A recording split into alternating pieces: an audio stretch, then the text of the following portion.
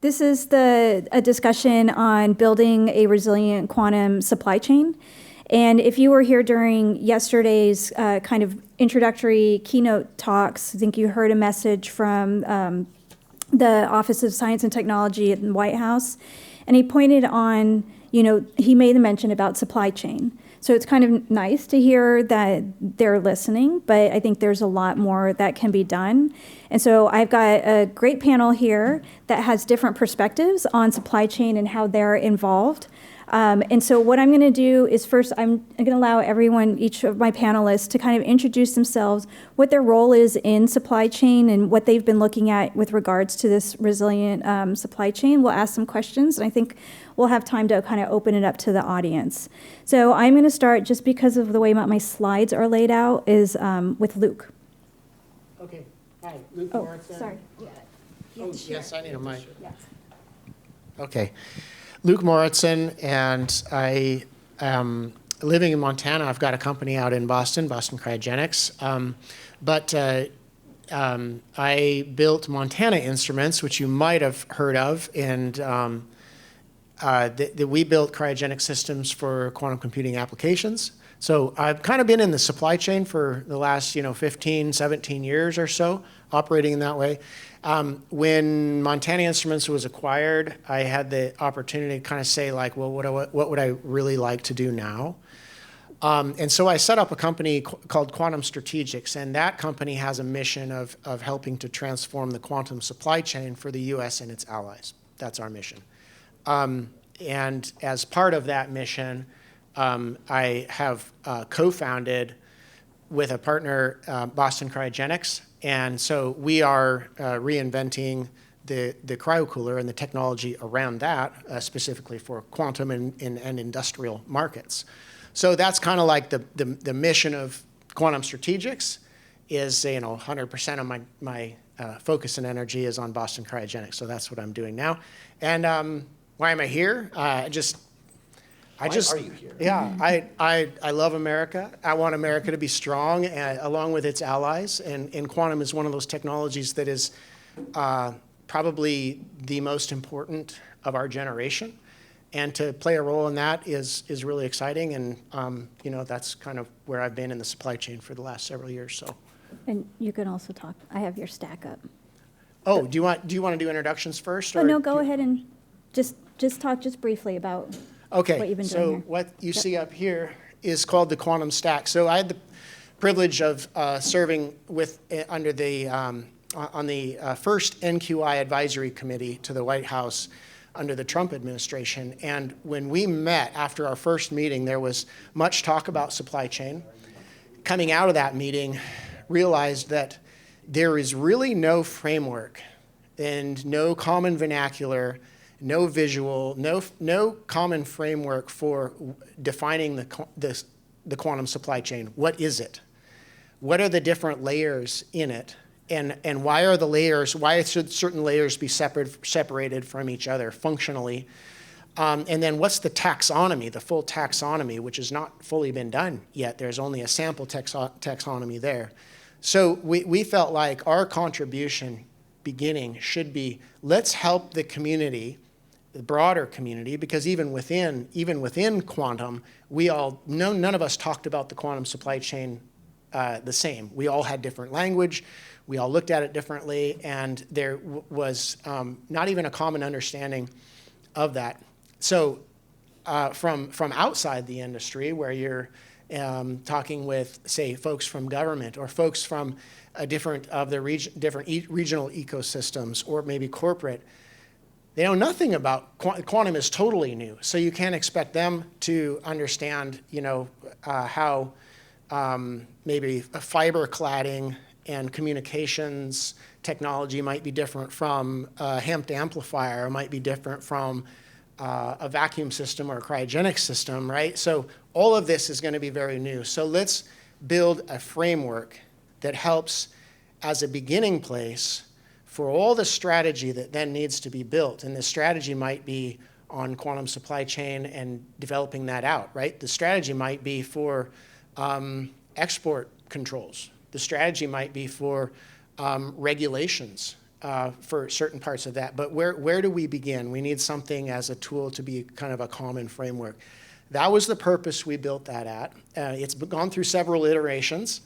I think it needs to go through more iterations. Like I said, the taxonomy that you see a sample of over here to the right, it has been somewhat built out as an example, but not fully built out.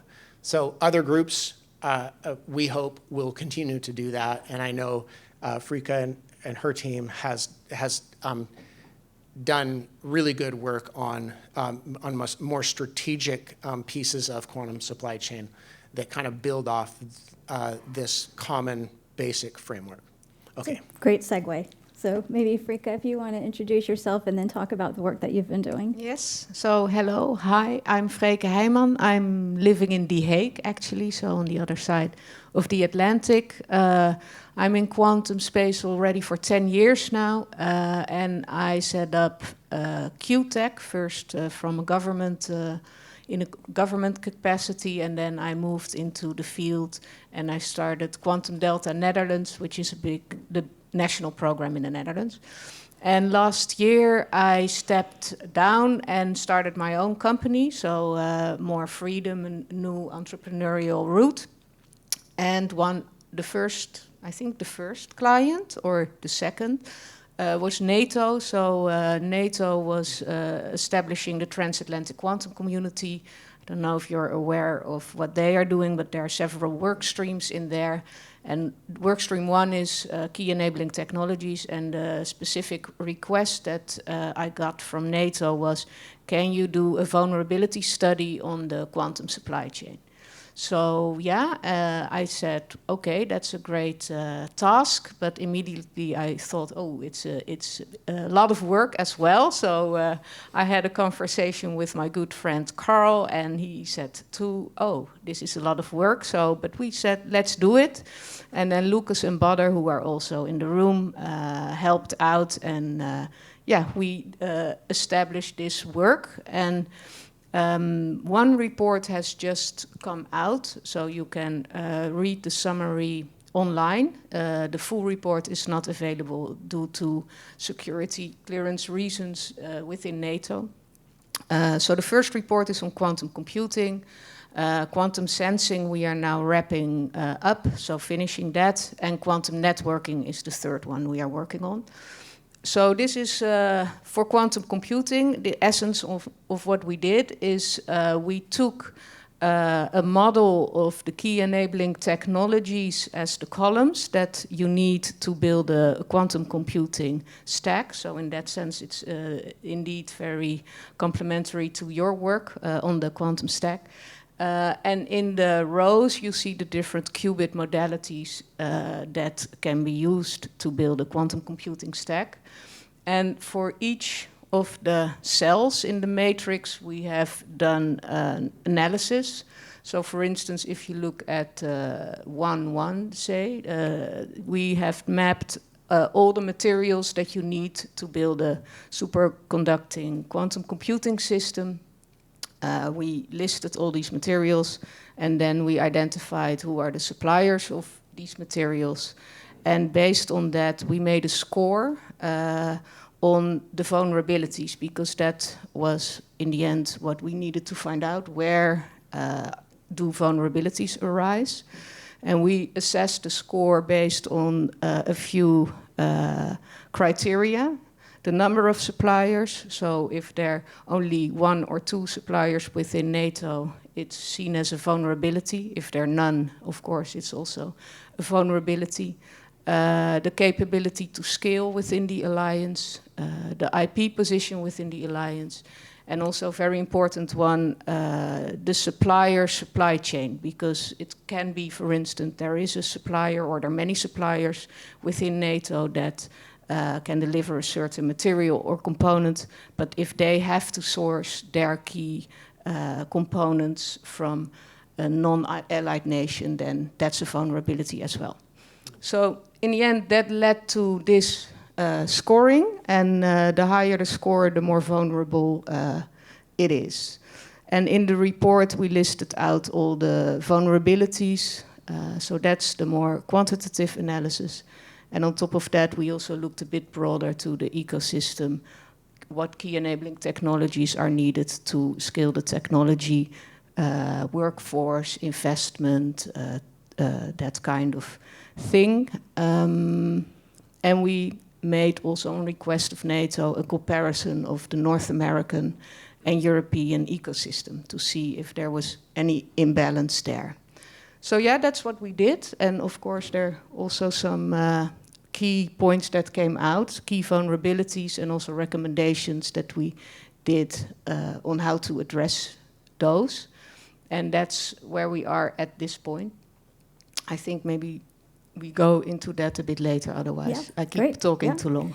So, these are key, the supply chain, especially in quantum computing. So we have Travis here, so I'd love for you to give an introduction, and I'd love to kind of hear just your initial thoughts in terms of these frameworks and how, from your perspective, you find them that they can help you and your company out.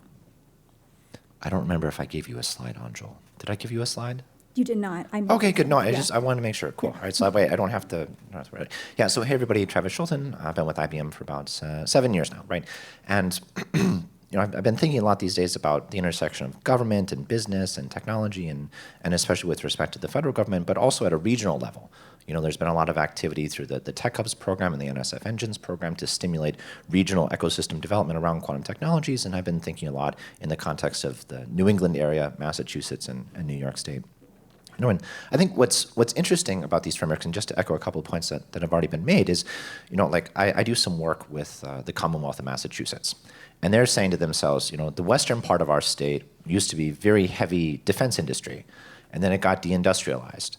So how do we use quantum computing and quantum technologies as a tool for reindustrialization of that part of the state, right? And there's a sense in which, right, if we're being very candid, right, like, what they care about is more how they get that ecosystem going. They don't really care if it's quantum computing, quantum sensing, quantum networking. They want to find the match between the capabilities that are within that region and the needs of the industry writ large. And so I think these frameworks, as alluded to, can provide a way for those people to at least just sort of ground themselves, right? They don't need to be experts in quantum technologies, right? They have people like me, they have a whole advisory council, et cetera. But they do need to have some sense of what the heck, we're talking about and whatnot.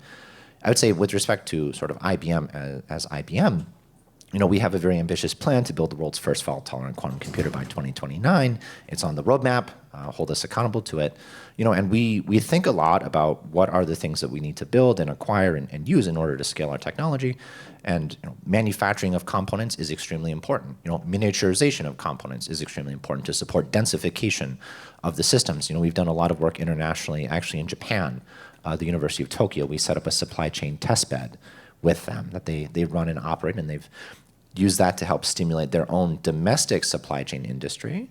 And then hopefully whatever's being built there can actually find its way into our systems. And we already have an example of that, wherein there's some technologies that the Japanese, there's many technologies the Japanese are really good at manufacturing, right? But there's some specific to quantum computing around control signals and control signals delivery, where they've been able to do some innovations that we've actually brought into our systems to support densification of control lines, et cetera. And then in the United States here, we have a collaboration with the Superconducting Quantum Materials and Systems SQMS Center in Illinois, where we're also thinking about the supply chain. And in particular, there's a lot of capabilities within that center for characterizing components. They've invested a lot of money in materials characterization, et cetera. And so we want to work with them to get a better handle on, well, what are the limitations to these components? How can we improve these components? Are there fundamental physics reasons why these components can't really be made much better? So if we now sort of close the whole loop, I think these frameworks, these frameworks allow policymakers to get some handle on the elephant. It provides a common language. It probably also can help them in this mapping of, well, what does the industry need? What is my ecosystem really good at? And what investments do I need to make in all of this such that my ecosystem can participate in this nascent quantum industry and benefit that ecosystem? It's great. And actually, it's a great lead into the next question. Speaking of policymakers, and I mentioned is that there was a comment about supply chain from the Office of Science and Technology in the White House, But still, for all of us, I think we all still need to advocate for quantum and the needs for quantum. So I'm curious what, if any, are there still blind spots with policymakers that we need to continue to highlight and how they can help? Just because I'm holding the mic doesn't entitle me to speak. Well, I think there's one thing that really came clearly out of the study we did is that the supply chain within the NATO alliance is very much connected. So it is already a global supply chain, and the idea of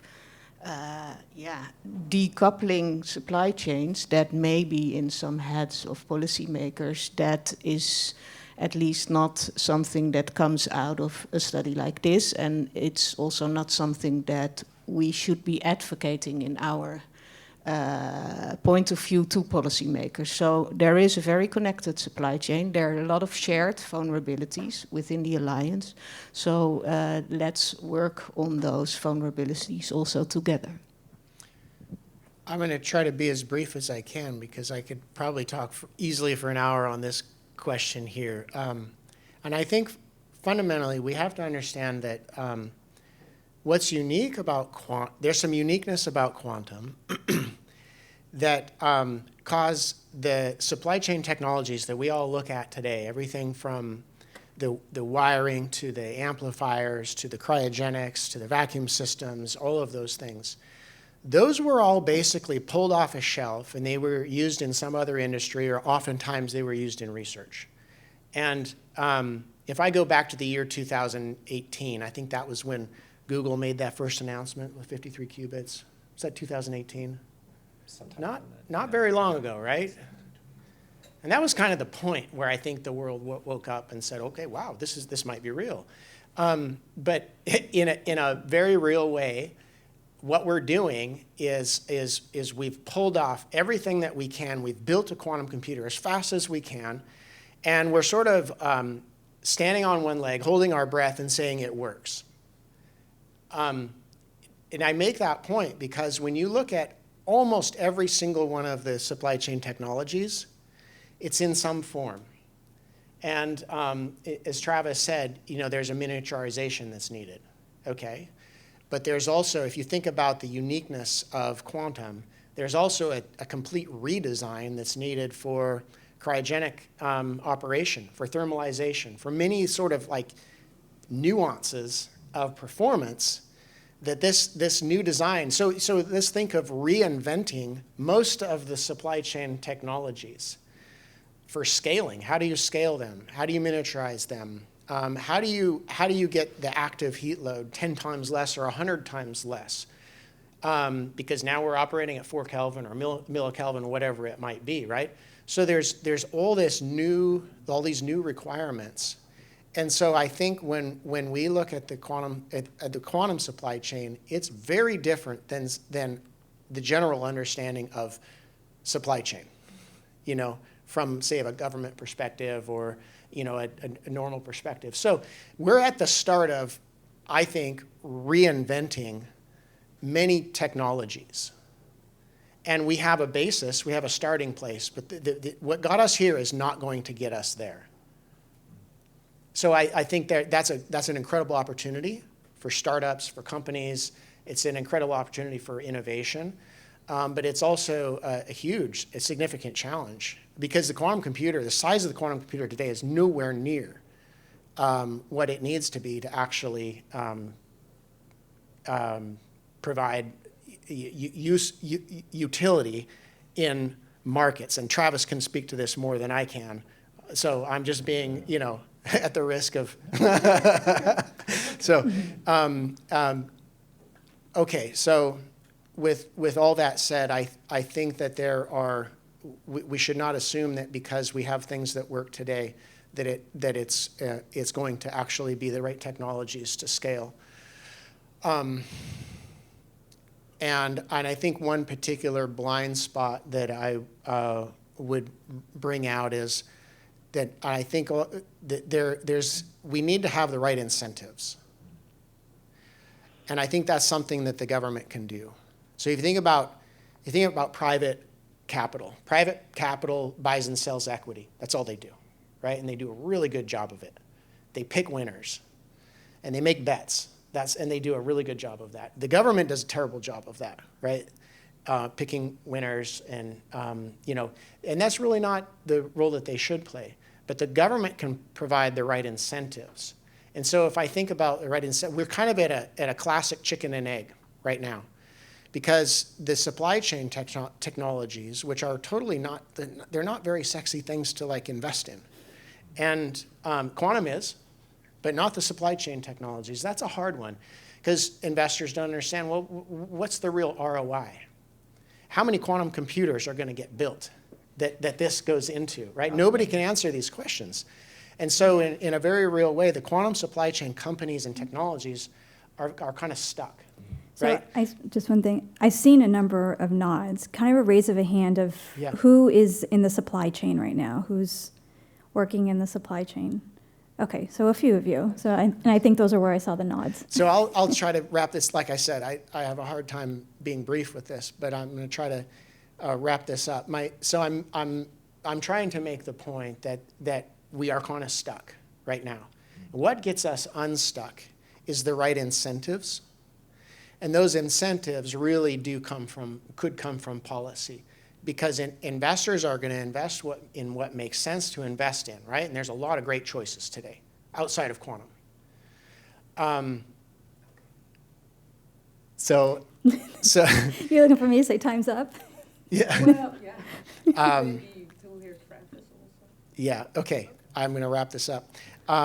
So getting those incentives right, and I think part of that is, and this will lead into what Travis might say too, is IBM has done an amazing job of, I think, taking a leadership role in the supply chain technologies and development of those by putting forward requirements that they need that we can all react to, right? But also with the development of in their roadmap, and we tend to believe that when IBM says something, they're probably going to do it. I'm not, yeah, I'm just being honest here. But I think even in 27 or 29, as we look ahead to, I think what's going to be needed is like algorithm development to show quantum advantage. Could we have a massive effort there outside of IBM? Because even on that day, in 27 or 29, even on those days, I'm not totally convinced that there's going to be a market pull that is large enough to substantiate a reinventing of all the supply chain technologies and the massive investment that needs to be made in those. So that's why I think we're in this chicken and the egg, and whatever we can do from an incentive standpoint to show quantum advantage, but also to maybe be the first buyer and take the most risk as government dollars. Can the government spend $1 in a way that causes private industry to spend $2 or $10? So I'd by love to being the hear. first buyer. I want to give Travis some time on this. That's okay. No, Thanks. it's okay. Look, it's okay. Very passionate, He was so I love booster. it. He was an IBM booster. I did not pay him to say all those generous things that he said about my company. So thank you, Luke. Yeah. I would say there's sort of two things that worry me a little bit, and Luke touched upon a few of them. The first is, if we think about from a QPU provider demand pull from the supply chain vendors, it might not be at sufficient volume to justify the supply chain vendors retooling, innovating, et cetera, et cetera. And that can be a little bit worrisome then, because if we think about like this policymaker perspective, if they're going to build some new facility and they're going to invest government dollars in potentially huge capex and some amount of opex, how do we ensure there's enough demand from the quantum industry writ large, such that whatever's going on there, the industry is able to pull it in, able to justify a positive ROI on those sorts of investments. The second thing, and strictly related to manufacturing, is like at IBM, we have essentially a pilot facility at the office that I work in Yorktown Heights, where we can do semiconductor research, and we can design chips, and we can rapidly iterate and prototype and develop new designs for our QPUs, et cetera. And then we have a partnership with the Albany Nanotech Complex upstate, where they're able to do volume manufacturing of the designs that we come up with. And I think that there as well, there's this question of, we have this very mature semiconductor industry, at least compared to the quantum industry. How do we kind of get their attention more such that they're willing to allocate some of their capabilities in their fab facilities to support the quantum industry, right? Because if we think about the billions and billions of dollars the US government is proposing to spend on building chip fabs in the United States, for us as an industry to come along and say, hey, can you give us a tiny little slice of that? It may not be so feasible. And so again, I worry that we're stuck because companies like IBM can't demand enough components from the supply chain. And as we're trying to build new components and innovate within the supply chain, we can't convince the manufacturing lines and facilities to allocate some of their precious time and resources to the things that we need them to build. And then I guess on top of that, there's a question of, should we be spending billions of dollars to build quantum-specific fabrication facilities for components in the supply chain? I'm not sure. I don't know. So before I have other questions, but I do want to open it up. Is there anyone that would like to ask a question to the panel? What is the one question that you will have wished that you had asked us? That's right. I see you. There you go. There you go. Yep. Yeah, you. I just would like to know from Travis maybe in particular how IBM is thinking about the sustainability of the supply chain, not only the resilience, so in terms of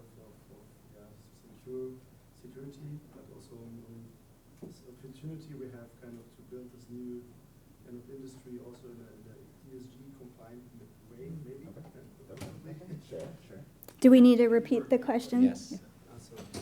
There was an interest in understanding how companies like IBM would think about building not just a resilient supply chain, but also a sustainable one. How I'm going to answer that is maybe by doing a little bit of a dodge, and to say that, when we put the first quantum computers on the cloud in 2016, we used off-the-shelf electronics. With the power requirements for those electronics, scaling up to a Starling-class system definitely would have required a nuclear reactor, right? Definitely would have required a nuclear reactor. We do not plan to be building nuclear reactors to run our quantum computers in 2029. And we made a lot of strides in miniaturization, densification, energy efficiency. It's about factors of 10 thus far in energy cost per wire per qubit, it's densification per qubit, et cetera, such that we don't need nuclear reactors to run Starling-class or Blue Jay-class systems.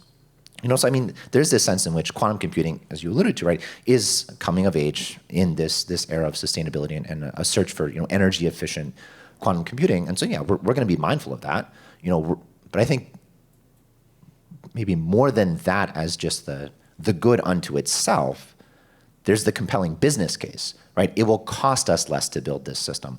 We will require less investment from the government and other entities and investment from our own company in order to realize this system. We can offer access to this system at more affordable rates, so on and so forth. So I think that might be a more compelling lens to use as we consider that question of sustainable quantum computing, more the business angle than just sort of a purely sort of environmental one. Anybody else want to chime in? That's good. Well, I would like to add maybe on what you said on the semiconductor supply chain. So if you look at the vulnerabilities that there are, there's a lot shared. So I think that's a really important point to make, is that we should sort of tap into the initiatives that there are, and there's a lot of energy and investments going into that on both sides of the Atlantic. And if we make sure that the specific quantum needs that there are, if we know exactly what they are and we can plug them in, I think that would be a more feasible route than trying to do it completely separate for the quantum supply chain. So when we talk about resiliency of supply chain, I think some of the things that first come to mind is materials. That's it's at risk, reliability, and continuous supply. So I think those are some of the areas that are the topics right now and are being addressed. If you look in the future, let's say that those do get addressed, do you see what would potentially be the next challenge? I didn't prepare them for this question, so. Yeah, well, you can. No, we're not going to bring Carl onto the stage.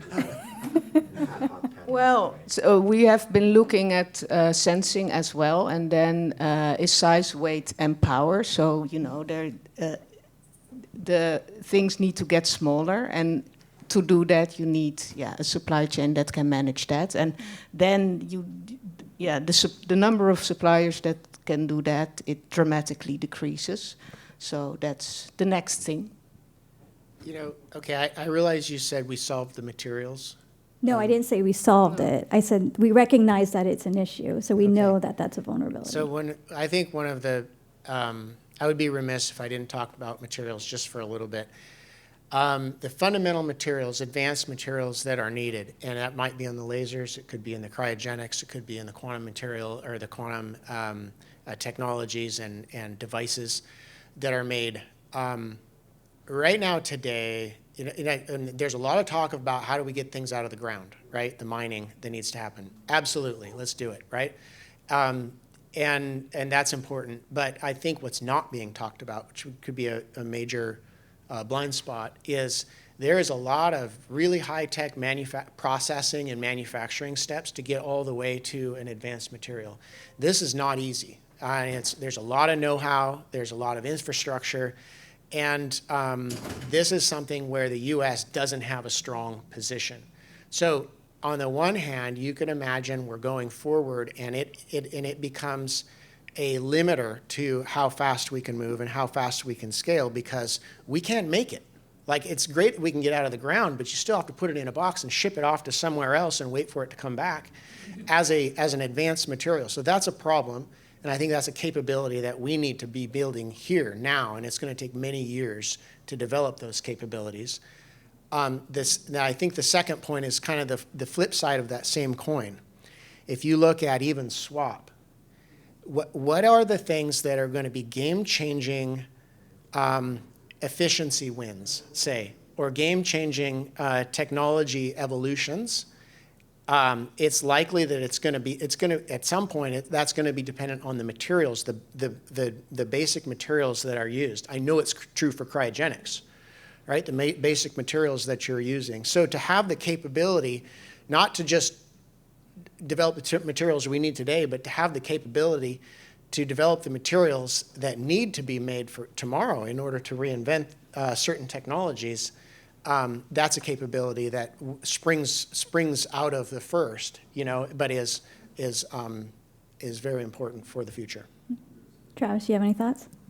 Sure. I'm actually going to take what is maybe like a psychosocial perspective on this, because Luke just said this is going to take a long time, it requires a lot of effort, etc. And so I think a thing that policymakers need to think about is, what does it mean to invest for the long haul? Quantum technology is a deep tech. It's going to take decades, in that sense. Policymakers don't typically think on the span of decades, right? They think on the span of election cycles. They think on even shorter time spans, et cetera. And so I think a huge blind spot here is, quantum is cool today. Will quantum be cool tomorrow? I guess cryogenically it will be, right? But when quantum falls out of vogue, how do we make sure that there's still enough support and momentum from policymakers and government to last us through so we can unlock the full potential of these technologies?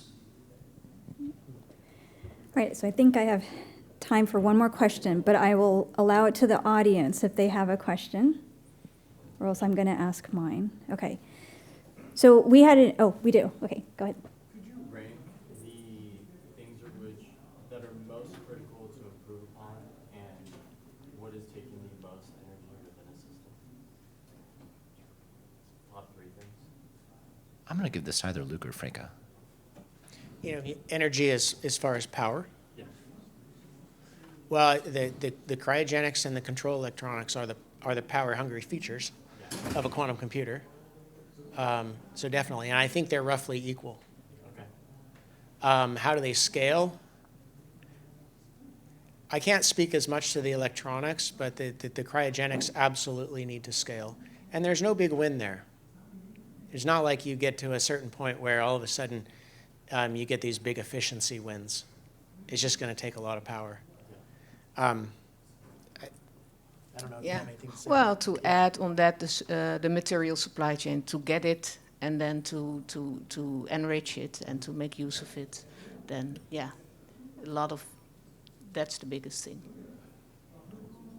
From a, I don't know, this is maybe a little bit of detour, but I think when we think about the sustainability or the environmental piece of it or the power piece of it, I think like it's kind of like when you build a house, you got to dig a big hole first. Right now, we got to dig a big hole, and it's going to be super power hungry, right? And we're just going to be there's like modular nuclear reactors are probably the only answer, right? For the kind of power needs that that are needed, not just for quantum, but for classical computing as well.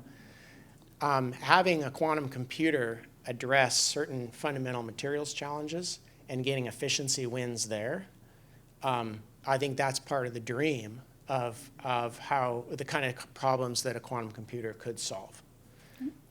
All right, so I think we're out of time. I want to thank our panelists so much. I think it was a really nice discussion, and hopefully they'll be available if there's any follow-up questions. So thank you.